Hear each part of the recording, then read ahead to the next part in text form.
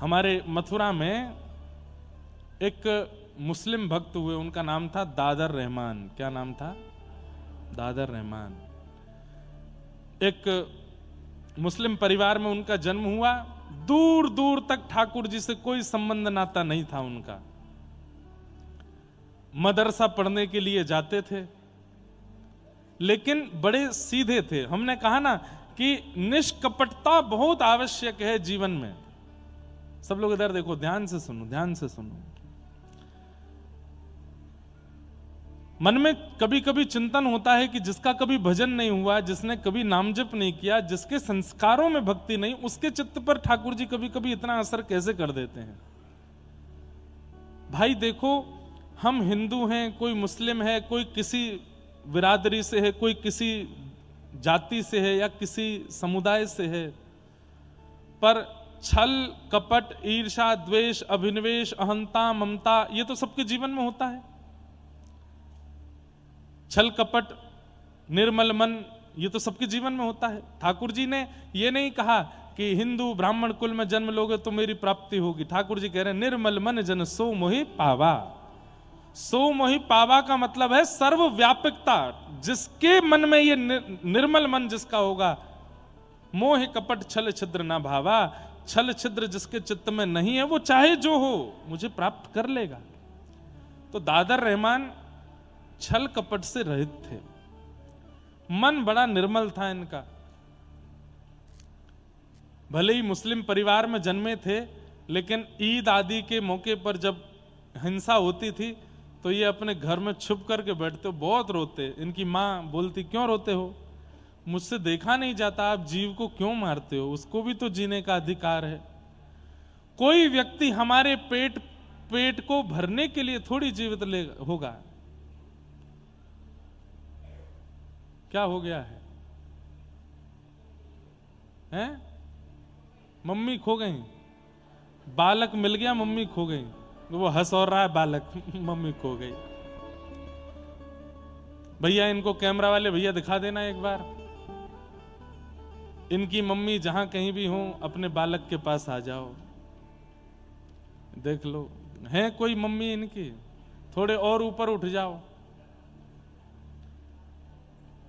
क्या नाम है इनका? है अभिनव, अर्नव। कहां से हैं? हैं? कहां से? नोएडा से। नोएडा से भैया अर्नव जी हैं। इनकी माता जी जहां भी खोई हैं मिल जाओ। देखिए क्या भैया, दूर दूर तक माता जी हैं। कहीं से आवाज तो आ रही है। अगर माता जी नहीं मिली तो फिर इनको ब्रजवासी बना देंगे। वो बालक कितना खुश है, बहुत प्रसन्न है। माता जी भैया जहां कहीं भी हो, एक बार भैया इनको बाहर डुला के ले आओ, एक बार बाहर घुमा लाओ, क्या पता वो बाहर इनकी प्रतीक्षा कर रही हूं। लो, बच्चे खोते थे, माताएं मिलती थीं। बालक मिल गया, माता जी खो गई। अद्भुत है। क्या बता रहा था मैं? दादर रहमान। पूरा चरित्र नहीं कहूंगा, थोड़ी सी बात बता दूं उनकी। बहुत अच्छा चरित्र है, रोज आएंगे आप, ऐसा चरित्र है दादर रहमान का। एक तो होता है कि आप प्रयास कर रहे हो ठाकुर जी को प्राप्त करने का, एक होता है ठाकुर जी प्रयास कर रहे हैं आपको प्राप्त करने का। वो बात लागू होती है दादर रहमान के चरित्र में। मथुरा के हैं, रोज अपने मदरसे पढ़ने के लिए जाते हैं।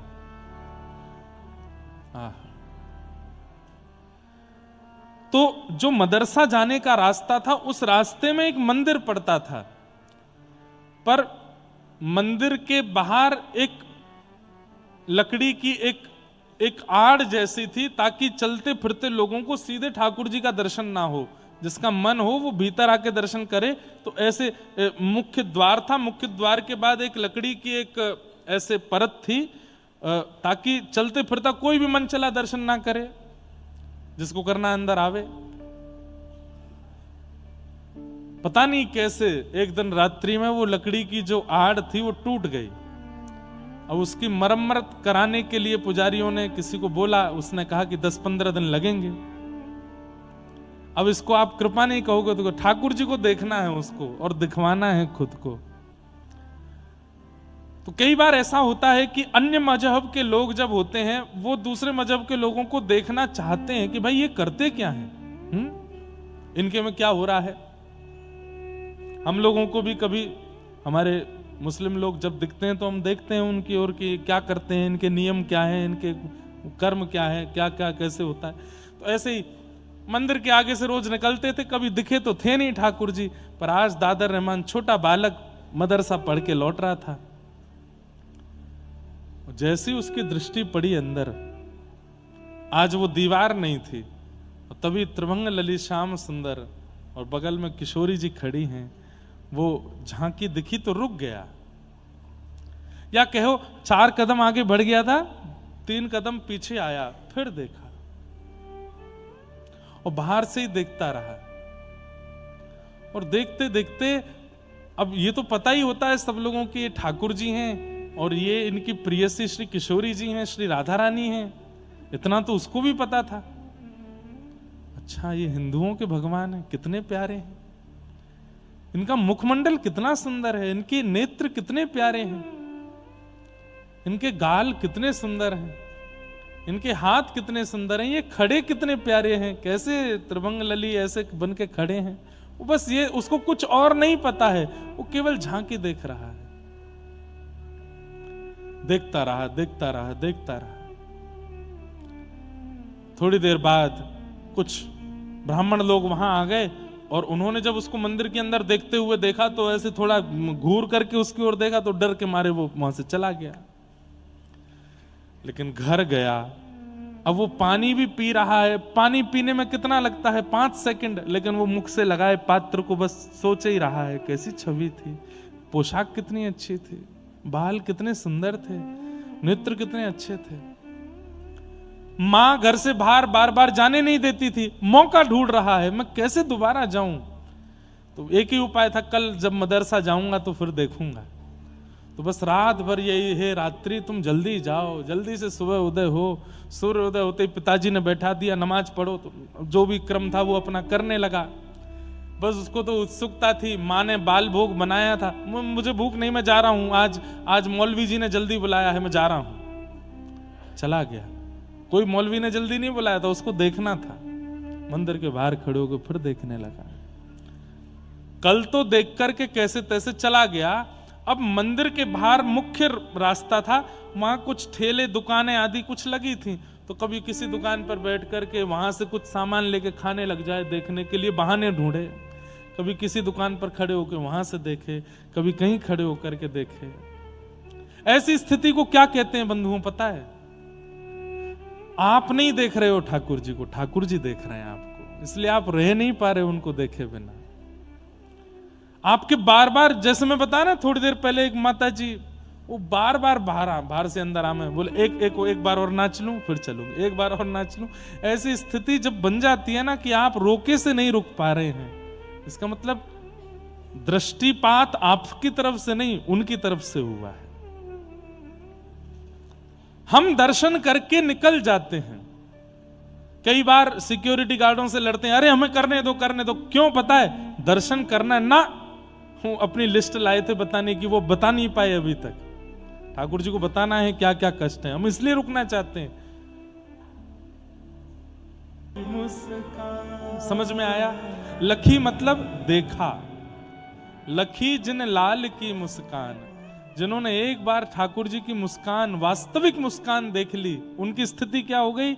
तिन्ही बिसरो वेद विधि तप जोग संयम ध्यान। वो फिर किसी लायक नहीं रह गए, सब छूट गया उनका। क्या विधि है, क्या वेद है, क्या योग है, क्या संयम है, क्या ध्यान है, सब छूट गया। लखी जिन लाल की मुस्कान, लखी रसिक भगवत द्रग दई असी ऐंच के मुख ध्यान, मुख म्यान। अब इस भाव को कैसे समझोगे? श्री भगवत रसिक देव जी कह रहे हैं कि अपने होठ रूपी धनुष बाण से ठाकुर जी ने ऐंच करके, म्यान खींच करके, अपनी मुस्कान रूपी बाण चला करके मुझको घायल कर दिया है। अब मुझे और कुछ समझ नहीं आ रहा है, मुझे और कुछ नहीं दिख रहा है। लखी जन लाल की मुस्कान, लखी जन लाल की मुस्कान। दादर रहमान की स्थिति यही हो गई। अब तो मदरसे का समय हो गया, समय पूरा हो गया, बालक वापस लौट के घर जाने लगे और दादर रहमान वहीं खड़े खड़े ठाकुर जी को देख रहा है। एक इनके चाचा का बेटा था, उसका नाम था कासिम। उसने आकर के देखा, हे तू आज वहां नहीं आया? मौलवी जी पूछ रहे थे। तो अपने आंसू पोंछे, आंखें लाल पड़ी थी। नहीं नहीं कुछ नहीं, बस ऐसे ही थोड़ा बुखार था। बुखार था तो घर पे होता, तो यहां क्या कर रहा है? बाजार में घूम रहा है। कासिम को बुलाया, बोले इधर आओ, मुझे ना कोई अच्छा लग गया है। और क्यों लग गया है मुझे नहीं पता है। अब मुझे डर भी लग रहा है कि कहीं ये अच्छा लगना बुरा तो नहीं है। बोले कौन अच्छा लग गया है? अपने बगल में अपने चाचा के भाई को, बेटे को खड़े, कासिम को खड़े कर बोले वो अच्छा लग गया है। सामने देखा जैसे त्रिभंगलली श्याम सुंदर। कासिम बोला अरे बाप रे, तू क्या कर रहा है? तू इसको देख रहा था सुबह से? बोला हाँ। अरे अब मुझे शब्द नहीं पता वो लोग क्या बोलते हैं। बोले पाप लगेगा, चल यहां से। लेकर के गए, बोले कि इसका पता नहीं चलना चाहिए तेरे पिता को और मेरे पिता को। घर में किसी को भी पता चला तो हम लोगों को काट दिया जाएगा, मार दिया जाए। तुझे पता नहीं है कितना बड़ा अपराध है ये? बोले इसमें अपराध क्यों है? वो कितने सुंदर हैं, तूने देखा उनको? उनके मुख देखे, उनके गाल देखे, नेत्र देखे, कितने सुंदर हैं। और उनकी जो प्रियसी राधा रानी, उनकी तो मैं क्या कहूं, वो कितनी सुंदर थी। ये सुंदर हैं तो ये देखने में क्या अपराध हो सकता है? कासिम बोला देख खबरदार, तू खुद कुछ कर रहा है अपराध, मुझसे भी करवाएगा। नहीं करना, नहीं देखना। मैं घर पे नहीं बताऊंगा, लेकिन कल से मत करना ये सब। कासिम को कुछ खाने के लिए कुछ चीज अच्छी लगती थी बाजार की, तो दादर रहमान वो खरीद लाया। अपने चचेरे भाई को वो सामग्री दी खाने की, खुश हो गया। अरे वाह तू मेरे लिए लाया? बोले कि मैं तुझे एक शर्त पे दूंगा। बोले क्या? मुझको देखने दिया कर, घर पे किसी को पता चलना नहीं चाहिए। मैं पढ़ने नहीं जाऊंगा मदरसे में, मुझे बस उनको देखना है, तू घर पे नहीं बता। तो बोला नहीं नहीं ये नहीं होगा। बोले देख आज एक दे रहा हूं, कल 2 सामग्री दूंगा, परसों 4 दूंगा, तुझे रोज खिलाऊंगा, घर पे नहीं बताना। कैसी अद्भुत लीला है। तो कासिम घर पे ना पता चले इसकी पूरी व्यवस्था करता था। और वहां जाके मौलवी जी को रोज बोल देता था वो तो बीमार पड़ा है, उसको तो कुछ पेट में दिक्कत हो गई है, उसको ऐसा हो गया है, वैसा हो गया है, इसलिए वो नहीं आ रहा है। 4-5 दिन निकलने के बाद कासिम बोले देख आज मौलवी जी कह रहे थे अगर दादर नहीं आया तो मैं उसके घर जाके देख के आऊंगा उसको, भाई क्यों नहीं आता है वो। तो दादर रहमान दूसरे दिन चला गया पढ़ने। 4-5 दिन बाद तो मौलवी जी ने बैठाया, बोले कहाँ था तू, क्या था, क्या कर रहा था? तो सब उसने झूठ वूठ बोल के किया। अचानक से उसने पूछ लिया, बोले मौलवी जी एक बात बताइए। बोले क्या? एक काफिरों के भगवान को अगर देख लेते हैं तो उससे कुछ होता है क्या? तो मौलवी जी बोले ऐसा क्यों पूछते हो तुम, देखा है क्या तुमने? नहीं नहीं मैंने देखा नहीं, बस पूछ रहा हूं। हम मथुरा में रहते हैं, यहाँ चारों तरफ उनके मंदिर हैं, कभी दिख जाए तो, दिख जाए तो। और बड़े उन्होंने नियम बता दिए, ये ऐसे नमाज करना, फिर ये करना, ये वाला क्रम करना पड़ेगा, वहां तुम्हारा तीर्थ है वहां जाकर के ये करना पड़ेगा, और ऐसा कर रहे हो तब जाकर के उसका जो पाप होगा वो निकलेगा। दादर रहमान बोला बहुत कठिन है, नहीं करना मुझे। मैं देखने में ही राजी हूं, ज्यादा से ज्यादा पाप ही लगेगा। मरने के बाद जन्नम में जाना पड़ेगा। बोले मरने के बाद ही तो जाएंगे, जब तक जीवित हूं तब तक देख लेता हूं। जन्नम ही तो जाना पड़ेगा, देखना नहीं छोड़ पाऊंगा।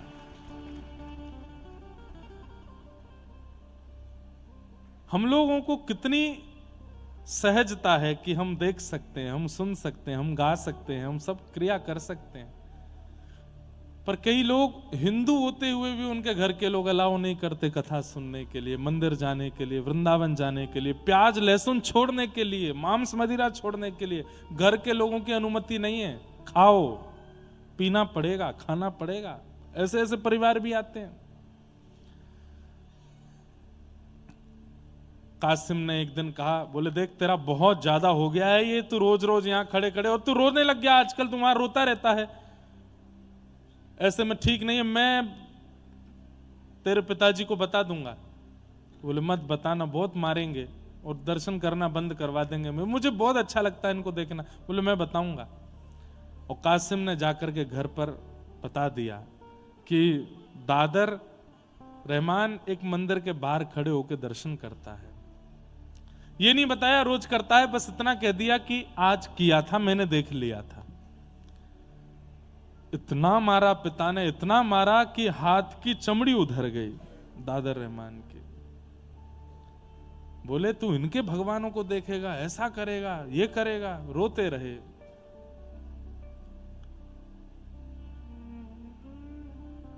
घर में बंद कर दिया। बोले अब तू नहीं जाएगा पढ़ने के लिए। माँ ने समझाया, बोले कि हम मथुरा में रहते हैं, यहाँ चारों तरफ हिंदू ही हैं, अगर किसी की संगति में आकर के उसने गलती कर दी तो आप इतना क्यों मार रहे हैं उसको। तो उन्होंने समझाया, बोले एक दो दिन नहीं करूंगा ऐसा तो ये बिगड़ जाएगा, करने दो। माँ पूछती है पानी पियोगे? बोले नहीं। भोजन करोगे? बोले नहीं। दर्द हो रहा है तेरे हाथ में लग गई? बोले नहीं। तो फिर माँ आंखों में दर्द हो रहा है। बोले क्यों? उनको देखना है। माँ तू मेरे साथ चल के देख तो सही, वो कितने सुंदर हैं, उनका स्वरूप, उनका श्रृंगार, उनका तू रूप देखेगी ना माँ, तू भी मोहित हो जाएगी। माँ तो घबरा गई। बोले ये हमारे घर का बेटा, इसको क्या हो गया ये?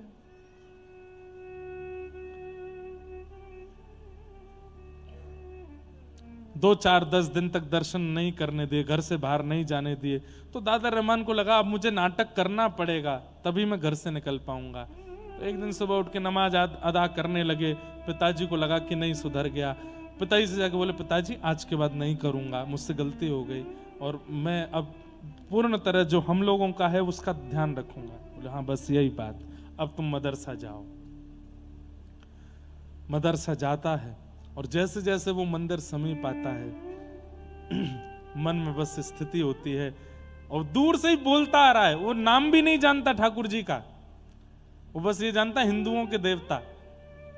ए हिंदुओं के देवता, मैं तुमसे प्रार्थना करता हूं, मार्ग यही है, मुझे निकलना पड़ेगा सामने से। आज मुझे 2-4 दिन मदरसा जाने दो, मुझको रोकना नहीं, पर मैं एक बार तुमको देखूंगा।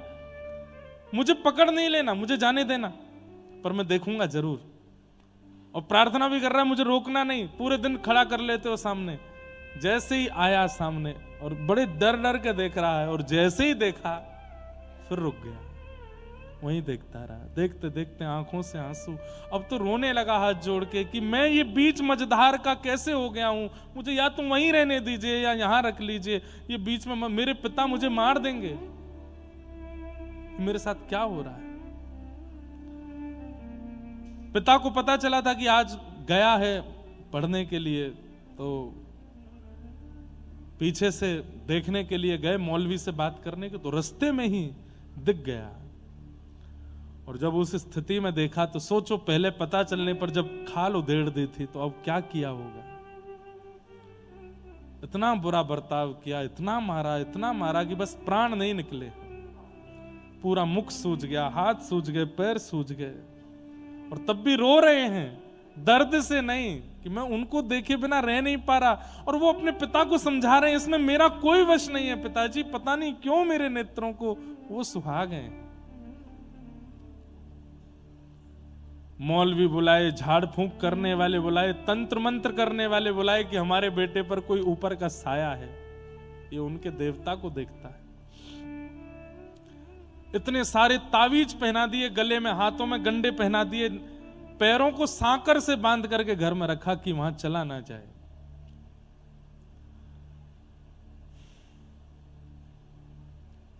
एक बार जिसे लगन लग जाती है ठाकुर जी की, इसे कहते हैं लगन, इसे कहते हैं स्थिति। कई लोग तो चाहेंगे भी नहीं कि हम इस स्थिति में आवें, पर ऐसी स्थिति सबकी बन नहीं पाती।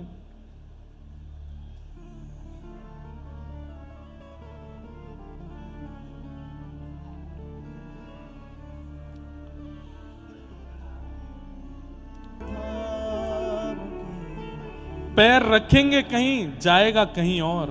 धरत धरत कहूं पग परत है कितहूं, भूल जाए सुध धाम की। लगन लग जाती है, वो एक बार देखने में उसका कुछ नहीं होता, वो तो 24 घंटे अपने प्रियतम को निहारना चाहता है, उन्हीं को देखना चाहता है, उन्हीं में रमना चाहता है। ऐसी स्थिति हो गई कि अब रह नहीं पा रहे हैं ठाकुर जी के बिना। तब अनेक तंत्र मंत्र वाले आ गए, झाड़ फूंक करने वाले आ गए। अब तो स्थिति ये हो गई, बिना नाम जाने, बिना कोई यज्ञ तप जप जाने, कुछ नहीं पता है रहीम को कि उनकी प्राप्ति के लिए करना क्या पड़ता, कुछ भी नहीं आता है, लेकिन बैठे बैठे बस हंस रहे हैं। पूछते हैं तंत्र मंत्र करने वाले, कौन है तेरे सिर के ऊपर, कौन है? तो बोले घर से निकल के जब मदरसे के रास्ते पर जाओगे तो बाएं हाथ पे एक मंदिर पड़ेगा, वहां जो खड़े हैं वही हैं, वही हैं, तन में, मन में, जीवन में, बुद्धि में, चित्त में, नेत्रों में, बस उनके अलावा कुछ नहीं, उन्हें देखना है बस। अब तो वो प्रार्थना करने लगे ठाकुर जी से कि नाथ अब मैं नहीं रह पाऊंगा, अब मेरी स्थिति कुछ ऐसी हो गई है कि मैं कुछ जानता भी नहीं आपके बारे में, मुझे आपका नाम भी स्पष्ट नहीं पता, बस देखने की इच्छा है मेरी, अब कृपा करो। और बस एक दिन मौका पा करके पहुंच गए मंदिर के बाहर, प्रतीक्षा कर रहे हैं कि मंदिर खुले, दर्शन हो।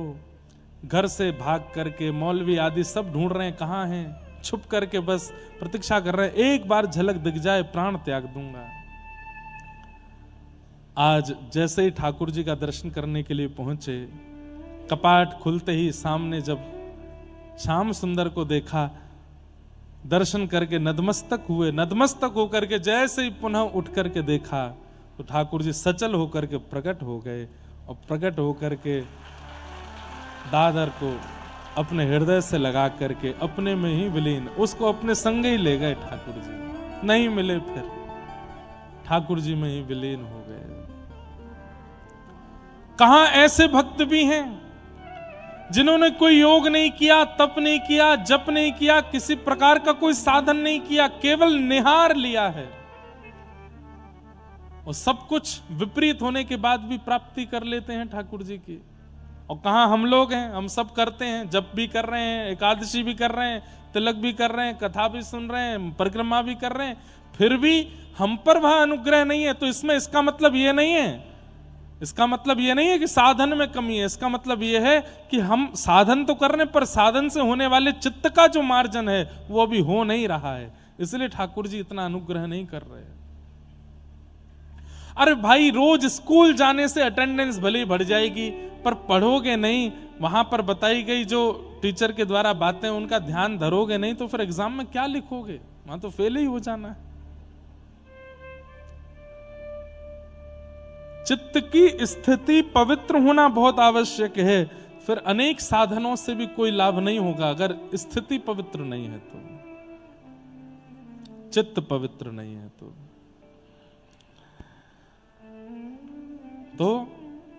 सूत जी महाराज कहते हैं, सवई पुंसाम परो धर्मो यतो भक्तिर अदोक्षजे। ठाकुर जी में आस्था होना भक्ति है, धर्म है, ठाकुर जी में विश्वास होना धर्म है, ठाकुर जी में समर्पण होना धर्म है, पर ठाकुर जी के प्रति अटूट प्रेम होना ये परम धर्म है। ठाकुर जी से प्रेम नहीं है, हम स्वार्थी हैं और स्वार्थ से ही भजन करते हैं। उनके प्रति प्रेम होना यही परम धर्म है, उनको प्रियतम मानना और उनके प्रति वही प्रियस्पद भाव रखना, ठाकुर जी से एक संबंध अवस्थित हो जाए, वो मेरे कुछ हैं ये विश्वास मेरे चित्त में प्रकट हो जाए और उस भाव से उनकी आराधना हो।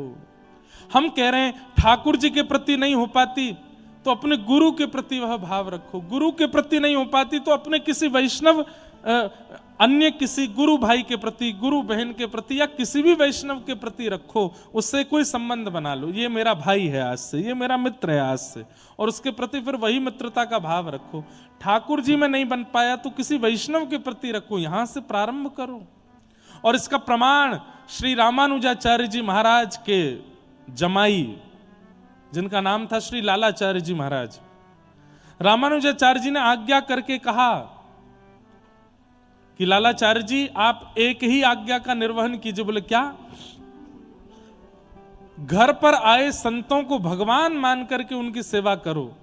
लालाचार्य जी ने हाथ जोड़ के कहा, गुरुदेव आपकी आज्ञा सराखों पर मैं जो नहीं कर सकता उसको मैं स्पष्ट बता दूंगा। ठाकुर जी मेरे लिए ठाकुर जी रहेंगे, मैं किसी वैष्णव के अंदर ठाकुर जी का दर्शन नहीं कर सकता, आप कोई और आज्ञा दें। तो रामानुजाचार्य जी को ये बात अच्छी लगी कि भाई कई लोग तो गुरु जी की बात सुनकर के हाँ हाँ बोल ही देते, हाँ हाँ ठीक है आप कह रहे हैं तो, अरे नहीं बन सकता तो एक बार जिज्ञासा कर देनी चाहिए, गुरुदेव मैं इतना अधम हूं कि मुझसे ये हो नहीं पाएगा, तो आप कोई और आज्ञा दे दें। लालाचार्य जी ने स्पष्ट कह दिया, आप कह रहे हैं संतों को भगवान के समान मानो, मैं नहीं मान पाऊंगा, मेरे लिए भगवान भगवान है, मैं संतों को भगवान नहीं मान पाऊंगा, कोई और आज्ञा कर दो। तो रामानुजाचार्य जी खुश होकर के बोले, संतों को गुरु समान मानो, अपने गुरु जी को ही संतों में देखो। तो लालाचार्य जी फिर से हाथ जोड़ के बोले, गुरुदेव क्षमा करें, गुरुदेव गुरुदेव हैं, मैं गुरुदेव को भी संतों में नहीं देख सकता, मेरे गुरु जी एकमात्र आप हैं। अब आप 1000 रूप में संत आ जाए, मैं हजारों में आपको देखूं, नहीं, मेरे लिए अकेले मेरे गुरु हैं। रामानुजाचार्य जी बोले, हम तुम्हारी निष्ठा से प्रसन्न भी हो रहे हैं, लेकिन तुम आज्ञा ही नहीं मान रहे हो। बोले एक बार और कुछ प्रयास करो। तब रामानुजाचार्य जी ने तीसरी आज्ञा दी, बोले संतों को अपना सगा संबंधी मानो, संतों को अपना सगा संबंधी मानो।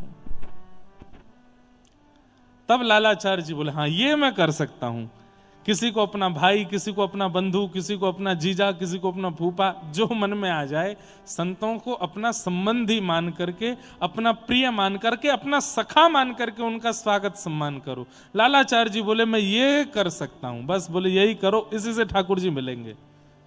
और फिर लालाचार्य जी ने वो किया। नगर में आने वाला कोई भी कंठीधारी, शिखाधारी, त्रिपुंडधारी, ऊर्ध्वपुंडधारी, जिसके भी वैष्णव भेष होते थे, लालाचार्य जी तुरंत हाथ छोड़ करके जाते और जाकर के, अरे हमारे दूर के मित्र बड़े दिन में आए हो। बोले भैया हमारी मित्रता कब हुई? बोले अभी अभी। बोले अभी अभी कब? बोले आपने गले में कंठी पहन के, सिर पर ऊर्ध्वपुंड धारण करके, शिखा धारण करके आपने अपनी मित्रता का प्रस्ताव दिया है, आप मेरे मित्र हो, चलिए घर पर भाभी माँ प्रतीक्षा कर रही है, प्रसाद पाओ। संतों को घर ले जाते। कभी कोई बड़े बूढ़े दिख जाते तो उनको, अरे फूफा जी बहुत दिन में आए। फूफा जी कहते, भाई कौन से भतीजे हो? लालाचार्य जी बोलते, बस मैं हूं, आपको नहीं पता मैं हूं। अरे कहाँ के हो ये तो बताओ। बोले मैं हूं, आपको याद नहीं, आप बड़े वयोवृद्ध हो गए हो ना, आपको याद नहीं आ। अरे बहू घर पर प्रतीक्षा करी, चलो। ऐसे संतों को जो मिल जाते सबको संबंधी मान के अपने घर लाने लगे। एक बार कावेरी जी में एक शव बहता हुआ जा रहा था, मृतक व्यक्ति का शव, उसके गले में कंठी थी। तो कई लोग मजाक उड़ाने लगते हैं, तो उन्होंने मजाक मजाक में इनकी पत्नी से कह दिया, अरे देख लो तुम्हारा कोई जेठ या देवर तो नहीं जा रहा बहता हुआ है, गले में कंठी है। इनकी पत्नी ने जैसे ही कंठी माला देखी रोते हुए गई और लालाचार्य जी से बोली कि कंठी पहने हुए एक शव नदी में बह रहा। सब सखियां बोली तुम्हारे देवर तो नहीं। आज तक जीवित कंठीधारियों को संबंधी माना, मृतक कंठीधारी को संबंधी नहीं मानेंगे क्या? लालाचार्य जी तुरंत रोने लगे। जैसे घर के व्यक्ति के जाने पर विरह ही होता है व्यक्ति, ऐसे विरह में लालाचार्य जी चले गए और दौड़ते हुए गए और रोते हुए जा रहे हैं, अरे मेरे भैया चले गए, मेरे भैया चले गए। नाम नहीं जानते, संबंध नहीं जानते, रूप नहीं जानते, लेकिन भावना कैसी, गुरु के प्रति, गुरु आज्ञा के प्रति निष्ठा कैसी। और उनका शव लेकर के घर आए। घर पर आकर के अर्थी बनाई। पड़ोसी अड़ोसी कहने लगे ये तो कुछ ज्यादा हो गया। अरे अपरिचितों को घर पर संबंधी मान के लिया ना, ये तो समझ में आता, शव को लिया है। पिंडदान करा रहे हैं, कुल पुरोहित बुलाए कि हमारे इनका वो करवा दो पिंडदान। कुल पुरोहित बोले भैया तुम्हारे कुल का नहीं, खानदान का नहीं, गोत्र का नहीं। बोले अरे गुरुदेव ने आज्ञा की है, कंठी धारण करने वाला जो भी हो सब मेरे। पुरोहित बोले हम नहीं करा पाएंगे। तब किसी ब्राह्मण देवता से कहा तो उन्होंने आकर के सब संस्कार आदि कराए। 13 दिन तक वही सूतक का पालन किया जो एक सामान्य परिवार वाले करते हैं। 13वें दिन नगर के ब्राह्मणों को आमंत्रित किया, प्रसाद पाने आइए सब। कोई ब्राह्मण जब नहीं आया कि भाई तुम्हारे कुल खानदान का व्यक्ति नहीं गया, हम प्रसाद पाने क्यों आए? तब इन्होंने जाकर के आचार्य चरण से कहा मैंने तो आपकी आज्ञा का पालन किया, पर ये नगर मुझे आज्ञा का पालन करने नहीं दे रहा है। एक भी ब्राह्मण नहीं आया प्रसाद पाने। आपने कहा था संत जनों को, वैष्णव जनों को अपना संबंधी मानना, संबंधी मान करके मैंने सूतक किया। आज 13 ही है, एक भी नहीं आया। रामानुजाचार्य जी ने ठाकुर जी से प्रार्थना की, बोले इनके विश्वास की रक्षा करो नाथ, कहीं अविश्वास ना हो जाए। इतने में ही रामानुजाचार्य जी ने आज्ञा की, देखो आकाश मार्ग से ठाकुर जियों ने वैकुंठ के ऋषियों को भेजा, जाओ और लालाचार्य जी के घर में जो श्राद्ध हो रहा है वहां प्रसाद पाके आओ। वैकुंठ लोक से ऋषि आए और उनको प्रसाद पाते देख पूरा नगर नतमस्तक हो गया लालाचार्य जी के इस भावना पर कि आप संतों को अपना मानते हैं।